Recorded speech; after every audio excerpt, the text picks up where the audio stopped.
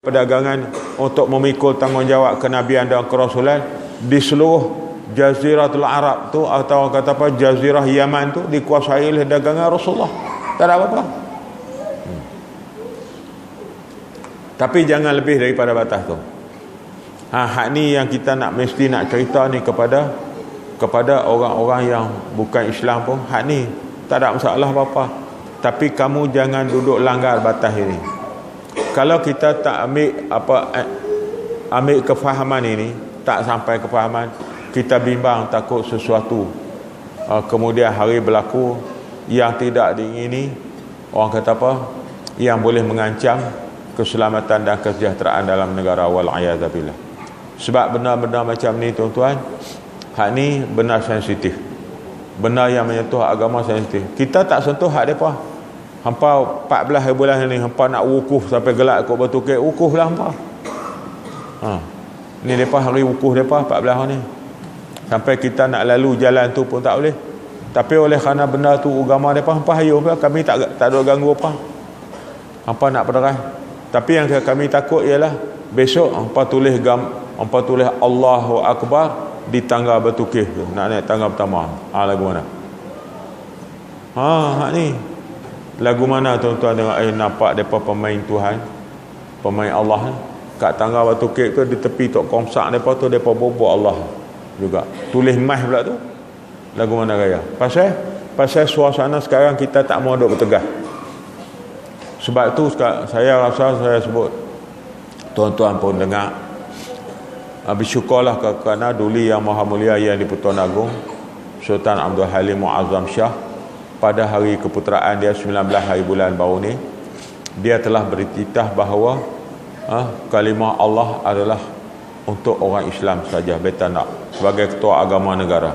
Sepatutnya hak tu itulah pemimpin main, pimpinan-pimpinan negara main. Hak itulah sahabat kena establish main, kena main fokus betul-betul. Kena orang kata apa? Kena psycho masyarakat benda lagu tu. Sahabat ke pemimpin ke kena bercakap banyak-banyak benda lagu ni atas sifat titah tuanku. Orang tak boleh kata apa dah, dari segi undang-undang pun orang tak boleh kata apa, atas titah tuanku. Hang pemimpin, hang pegawai apa, hang apa semua, tuanku nak supaya Allah ini khas untuk orang Islam saja di Malaysia. Sebab negara ini negara di bawah tanggungjawab ketua negaranya ialah tuanku. Ni dak sahabat sepi, duk suka geletek benda yang supaya jadi tak elok. Hak benda elok dia tak mau ni kukuh. Oleh itu apabila pakat main, kalau Perdana Menteri sendiri pun dah kita menghormati titah Duli Yang Maha Mulia tuanku, maka kerajaan di bawah pimpinan saya menghendaki semua masyarakat tak perlu lagi membahaskan bab kalimah Allah, kerana tuanku menitahkan bahawa kalimah Allah adalah eksklusif untuk Muslim sahaja. Oleh itu mahkamah tak layak nak duk bicara apa dah. Hang padri apa hang duk diam. Kalau hang nak rakyat jadi rakyat Malaysia, kalau you yang rakyat Malaysia, kamu kena patuh titah tuanku. Kalau kamu tak patuh pada titah tuanku, bermakna kamu bercadang untuk derhaka kepada tuanku. Kenapa tak tegas sampai macam tu pemimpin dalam negara? Bukan nak suruh dia berkerah lengan lagu mana dak. Follow up kepada titah tuanku. Apa salah? Kerana law kita macam tu. Di Sweden mereka boleh buat. Walhai peduli apa anak dia nak bedai pun bedai mengikut hukum Allah. Pasal anak tak semayang dia nak bedai, dia nak sebab. Tapi kerajaan Sweden oleh kerana hukum dia buat lagu tu salah, dia tangkap tak peduli hampa sembang pilah seluruh dunia lagu mana pun, ini undang-undang negara aku, dia ni kena menjawab. Cuma yang boleh dibincang dan dirundingkan ialah anak 4 orang ni nak serah untuk di bawah jagaan keluarga angkat hak sementara ni, yang Muslim kan non-Muslim, itu boleh nak bincang. Tapi tentang penjara masuk penjara. Pasal apa undang-undang negara dia nak buat lagu dah. Hak ni pun kita kena cerita. Negara kita undang-undang kita lagu ni, ini titah tuanku. Ini semua pakat duk diam lah kau. Ni minta maaf tuan-tuan kalau bahasa kasar, tak ada telok lah kau. Dia pergi jadi tak ada telok habis. Tapi hak lain tunjuk berani. Mana mufti Perak hak ni dalam bab ni? Elok lak tu dia tu pun. Orang-orang muda turun nak cerita bersuara secara hati ke hati. Kami tak larat dah nak tanggung mak bapak kami, masyarakat kami yang berpendapatan rendah, yang lebih tua tu, yang tua pada kami tak ada tenaga dah, nak duk cari, nak duk hambat untuk menampung tekanan perbelanjaan hidup. Hak tu suara anak muda yang berapa puluh ribu keluar 31 Disember malam 1 Januari. Hak tu hampir kata burah halal darah. Mufti bernama lagu ni, dia ni mengaji di mana tak tahu. Karut semua tuan-tuan. Nasib kalau sini ada orang Perak, nak buat apa nasib orang Perak lah, apa boleh mufti yang lok-lak lagu ni.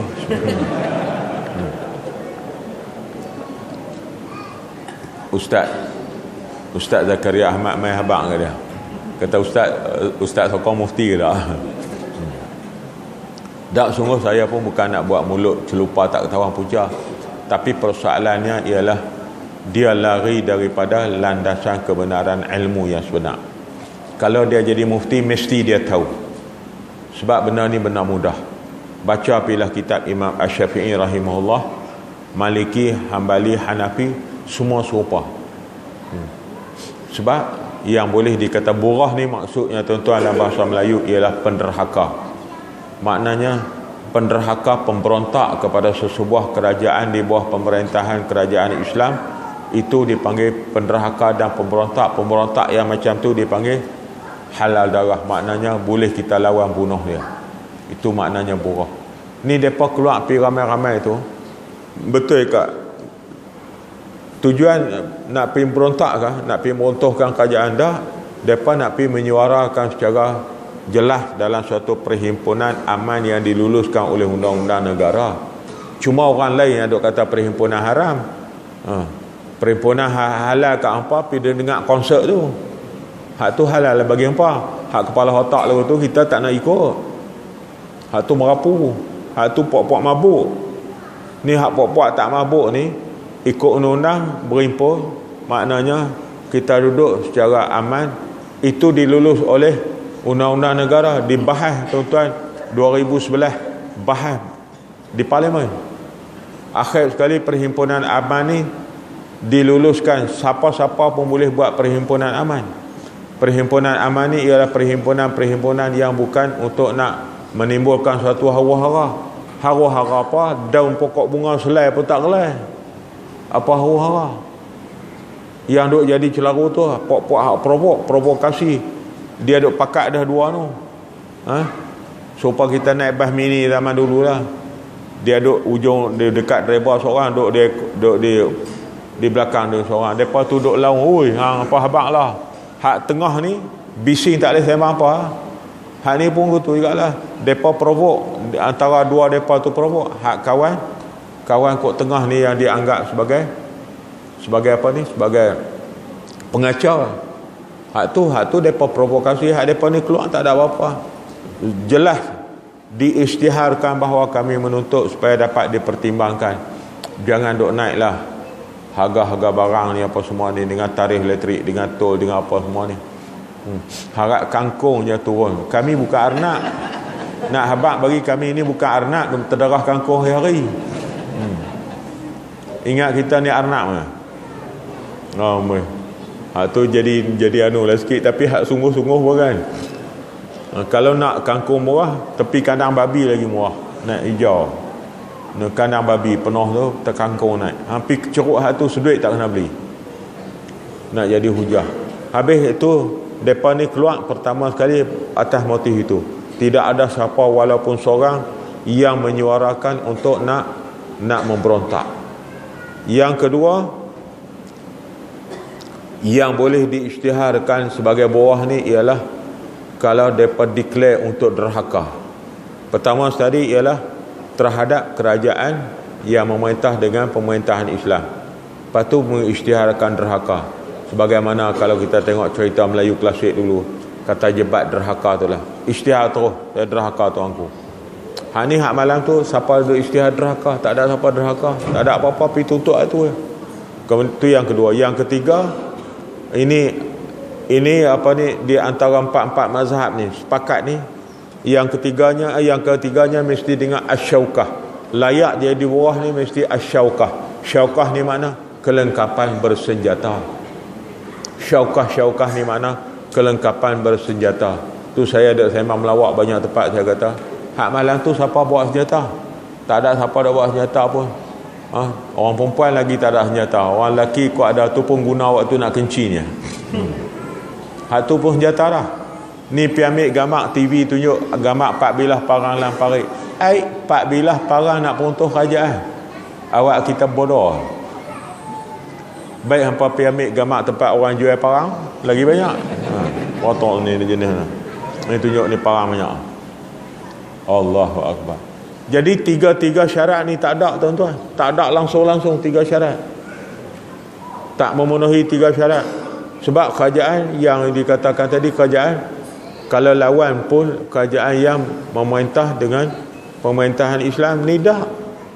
Siapa kata kerajaan memerintah Islam? Baru dalam 3 minggu lepas ya diluluskan 10 lesen Magnum. Lesen judi Magnum lulus 10. Nu lagi yang sport toto lagi yang melibatkan kajian orang buat untuk 22 hari sepanjang 2014, 22 jatuh 22 hari atau 22 kali Selasa untuk cabutan. Habis kerajaan Islam kan luluskan judi.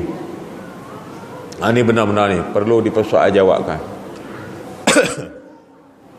Yang tadi ni tuan-tuan ialah asyaukah pun tak ada. Kelengkapan bersenjata mana ada, bawa parang, bawa bedil, bawa senapan, bawa meriam, bawa apa, tak ada. Pi dogel tu ya. Cuma yang ada mereka pakai baju hitam ya. Pakai baju hitam waktu malam sesuai lah. Kalau pakai pakat putih belakang orang kata hantu. Tu je nak habaq ni. Jadi tuan-tuan, kenapa jadi begitu? Ini ni anak-anak kita, apa generasi kita harus faham bahawa walaupun kita tengok benda ni nampak mudah, seolah-olah suatu perbalahan dari segi kefahaman atau ideologi, tapi sebenarnya bukan ada apa-apa kefahaman ideologi di situ.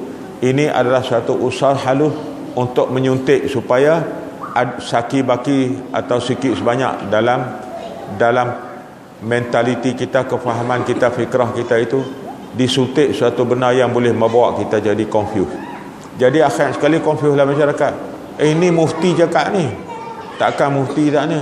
Kawan ni kata dia tu ustaz apa aja, dia tu ustaz biasa aja, dia ni tok guru biasa, ni mufti. Jadi kita duk berdebat sama-sama kita dalam benda yang tak patut didebatkan. Akhir sekali memberi ruang kepada musuh rasa lega sebab kita duk bertengkar benda-benda yang tak perlu bertengkar. Tambah confused lagi. Jadi tuan-tuan, oleh itu inilah yang saya baru nak masuk sikit tajuk ni. Ni baru nak masuk tajuk ni. Kacau lagi 10 minit pukul 9. Tak apalah. Walaupun nak masuk sikit,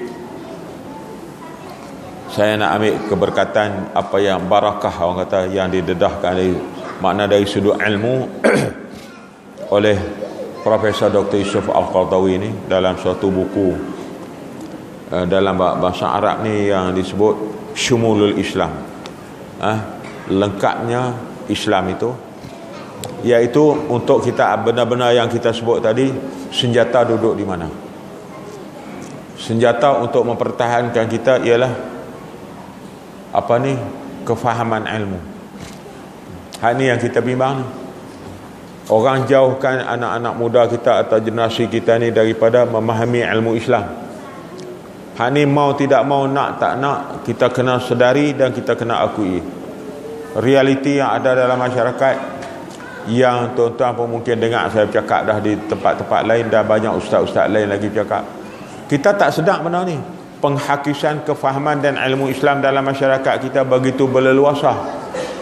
Ni kalau ada orang-orang yang lebih arif, terutama cikgu-cikgu ataupun tuan-tuan yang di Kementerian Pelajaran lebih tahu, mungkin lebih faham daripada saya.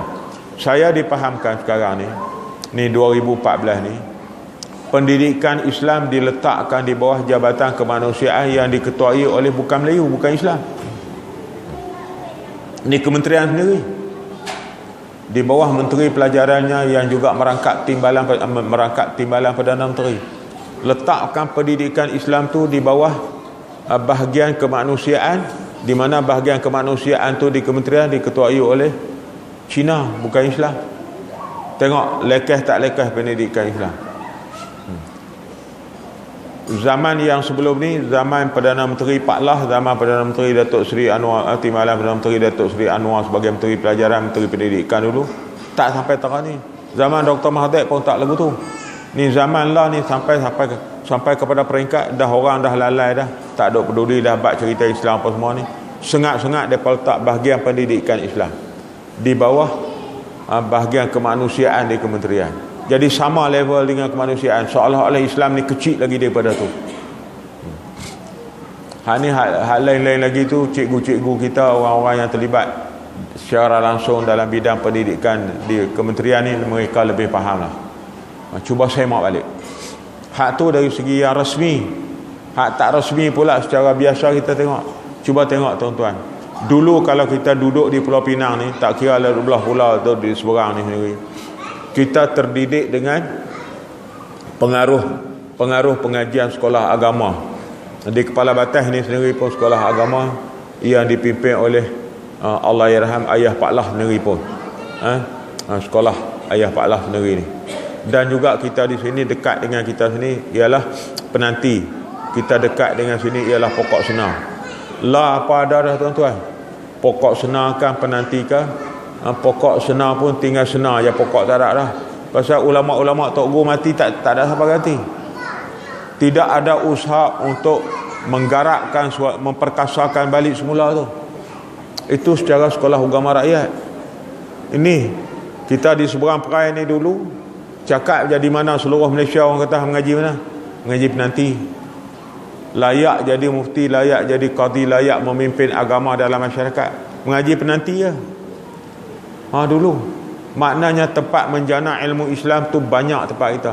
Lebih-lebih lagi hak secara formal, kalau kata di Pulau Pinang ni mengaji di mana? Al-Masyar.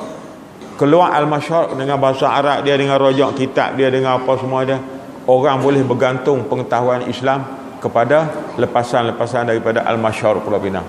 Sekarang apa jadi pada Al-Masyar? Al-Masyar diturunkan secara orang sedang, orang tak sedang kan, turun sampai kepada peringkat sekolah menengah biasa. Ada apa dah? Ni bukan kata kita duk pernah pelekai pena, ini realiti yang dilakukan oleh pihak-pihak kementerian yang tak bertanggungjawab dengan masalah Islam ni, sehingga tempat institusi pengajian Islam yang begitu tinggi sekarang nak turun. Bukan itu di Pulau Pinang. Kalau di Selangor dulu hebat dengan Kolej Islam Kelang, lah ni Kolej Islam Kelang tinggal sekolah menengah biasa, tak ada apa. Kalau tuan-tuan duduk di Bertam ni dulu, anak boleh masuk mengaji sekolah Kolej Islam Kelang. Kita mak bapak asal apa, biarlah tak tukar baju tak apa, tak dan salin baju tak apa, pasal anak nu mengaji. Pasal lepasan Kolej Islam Kelang dulu ni, pi masa dapat buat master degree. Tu kualiti ilmu tu cukup masya-Allah. Lah ni sekolah menengah biasa, serupa ya. Mengaji Kolej Islam Kelang pun dengan mengaji sekolah menengah tepi rumah sama, biasa je. Habis sangat hanu ada bahasa Arab sikit tu je, lain tak ada. Ni seluruh negara ni tu, satu dua saya sebut contoh. Benda ini duk berlaku dah berapa tahun dah, tapi berapa ramai masyarakat Islam di tanah air kita yang sedang benda ni. Akhir sekali kita ustaz pun tak ada. Tok Imam tua mati, nak ganti Tok Imam baru bersakit. Sampai peringkat begitu penghakisan yang dimain secara halus. Ni nampak tak ni tuan-tuan? Maka apabila keadaan begitu berlaku, kefahaman Islam makin dangkal, makin nipih. Ini. Sebab itu kata Dr. Yusof di sini, sihatul fahmi min a'zamin ni'am. Sebesar-besar nikmat sebenarnya ialah kefahaman yang sebenar. Kefahaman apa tentang Islam?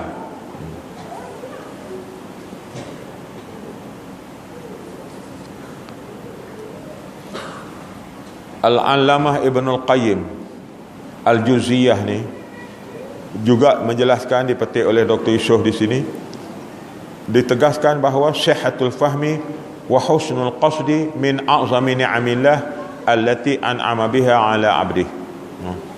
Kefahaman sebenar tentang Islam itu adalah merupakan husnul qasdi, apa orang kata apa, sebaik-baik matlamat tujuan dalam hidup ini, min a'zami ni'amillah, yang merupakan sebesar-besar nikmat Allah, allati an'ama biha ala 'abdi, yang telah diberi oleh Allah nikmat kepada hamba dia. kefahaman terhadap Islam yang sebenar itu sebenar-benarnya adalah merupakan sebesar-besar nikmat. Jadi oleh kerana itu maka saya nak ambil sikit malam ni apa yang didedahkan di sini oleh Al-Imam Asy-Syahid Hasan Al-Banna rahimahullah. Kebanyakan orang faham apa itu Islam.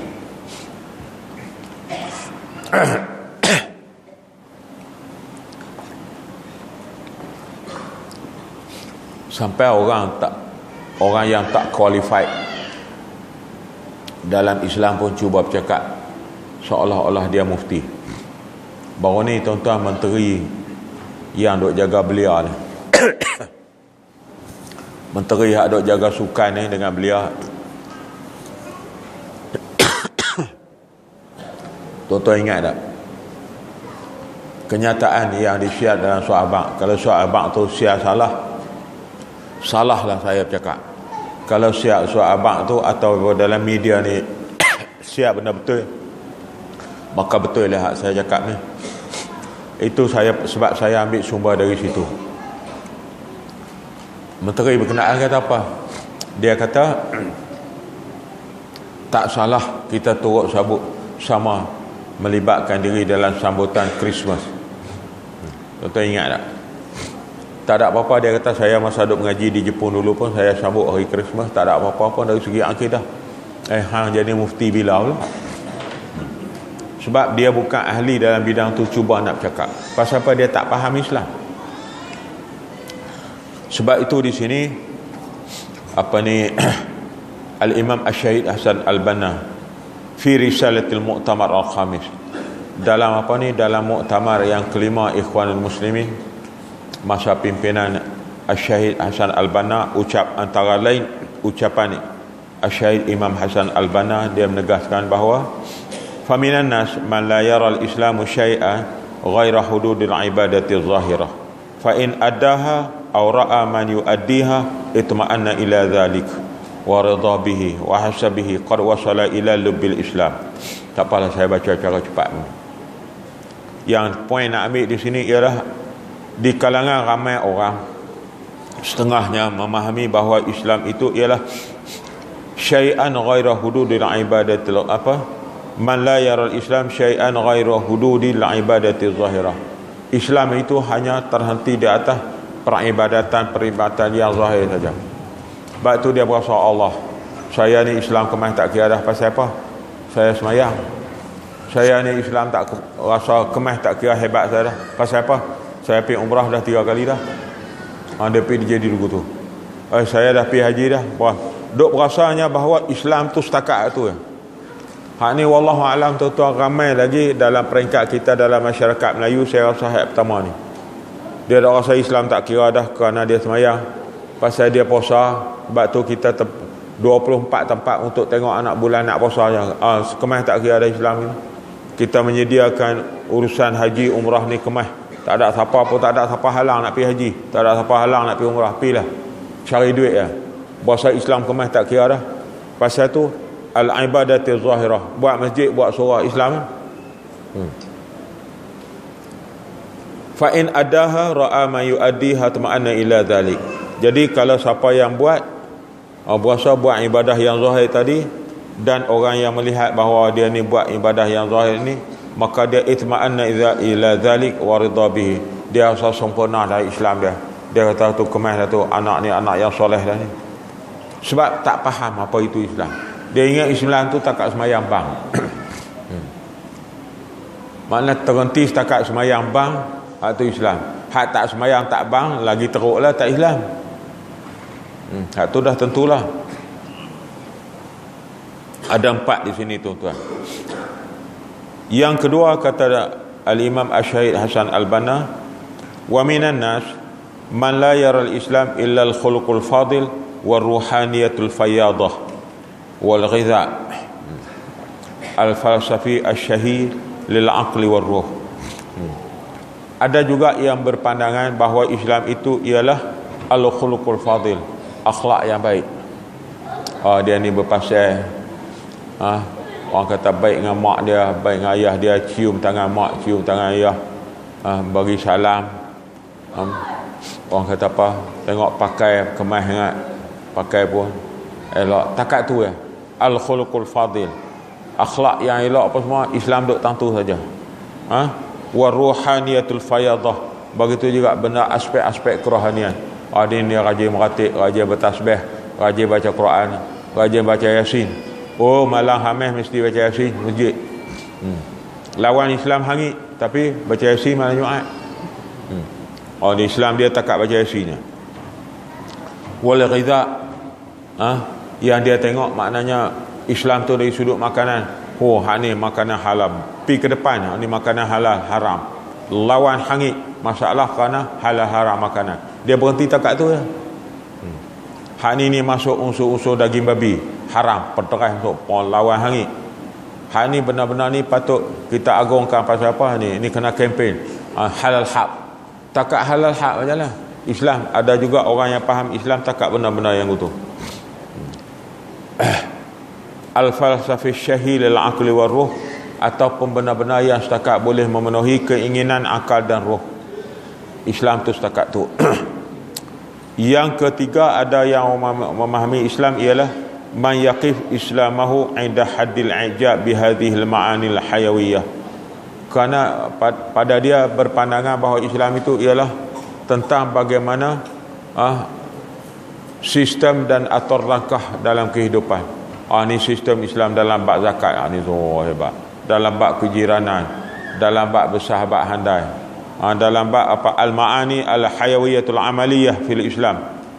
Fala yatatallabu nazar ila ghairiha wa la ya'jibu at-tafkir fi siwaha. Dia tengok benda tu lah. Dia tak perlu nak merenung dengan yang lebih jauh, ataupun tak cuba nak berfikir hal lebih jauh. Dia tak ada hurai tu. Sebab tu kita pun dalam khutbah kempen zakat je. Hak lain tak. Mana ada kempen tutup kelang arak. Tak ada. Dia pasal dia kata kemas dah tak. Islam setakat tu ya. Al-i'jab bi hadhihi al-ma'ani al-hayawiyah. Dari segi kita congkel gali dengan masalah kepentingan bagaimana Islam menjaga survival hidup. Sedangkan betul lah benda tu pun, tapi bukan hanya terhenti setakat itu. Bab ibadah tadi pun betul lah tu, tapi bukan setakat hak tu. Ni kita tengok Islam ni waktu apa tahu? Waktu nak mati, waktu nak baca talqin, waktu sembahyang Jumaat. Waktu sembahyang Jumaat, Allah Akbar, cukup hebat ikut Tok Imam. Tapi tentang apabila Tok Imam tu ambil calon, jadi calon pilihan raya, hak makmum awal tadi lawan hangit Tok Imam, tobat dia tak undi Tok Imam tu, dia undi satu raya hari tak apa. Tang Jumaat dia tu ikut Tok Imam, tang undi dia tak ikut Tok Imam. Tu lolang tak lolang apa tu. Ni bahasa kita ni. Tu yang ketiga. Yang keempat, man yaral Islam naw'an min al-aqaid al-mawrusah wal a'mal at-taqlidiyah allati la ghina'a fiha. Begitu jugalah ada yang keempatnya memahami Islam tu terhenti setakat naw'an min al-aqaid, setakat dari sudut sebahagian daripada akidah. Al-mawrusah, yang diwarisi, wal a'mal al-taqlidiyah, dan merupakan amalan-amalan secara taklid ikut. Oh, tengok orang sembahyang dia pun sembahyang, tengok orang puasa dia pun puasa, tengok orang tasbih dia pun tasbih, tengok orang wirid dia pun wirid. Sebab dia kata ni akidah. Hang kata aku kafir, aku tumbuk hang. Tapi tang dia lawan Al-Quran tak apa. Lawan hak nu hukum Tuhan ni tak boleh, hukum Allah hak ni kau hak ni tak sesuai lah apa. Bukan main. Ada setengah-setengah ustaz pula pun dia kata saya tak ada apa-apa, saya jadi penceramah bebas. Bebas tak minyak lah. Mana ada dunia ni bebas? Dia ada dua ya, tak halal haram. Mana ada boleh bebas tengah-tengah. Saya halal pun sapu, haram pun sapu, mana ada? Ni tuan-tuan, gelaran untuk sembang gelaran mudah kita nak sebut penceramah bebas. Hak tu betul lah, takat sembang, takat guna bahasa. Tapi stand sebagai bebas betul, dia pun tunjuk bebas. Kalau gamak dia pun tak wani dah. Sebab kita takut orang kata tuduh tu, tak orang tuduh ni. Dia kata tak, tuan-tuan saya tak boleh sebab saya penceramah bebas. Bebas tak kucing hang. Dia ada makruf dengan mungkar dia, taat dengan maksiat yang mana ada dua tu ya. Kalau hang tak mau duduk dalam taat, hang duduk dalam maksiat. Kalau hang tak mau duduk dalam makruf, hang duduk dalam mungkar. Mana ada boleh bebas. Kalau tak syurga neraka. Mana ada duduk tengah-tengah. Saya ustaz pun, neraka pun tak, syurga pun tak. Lepas tu duduk mana? Duduk tergantung tengah-tengah. Itu pun tak kena guna.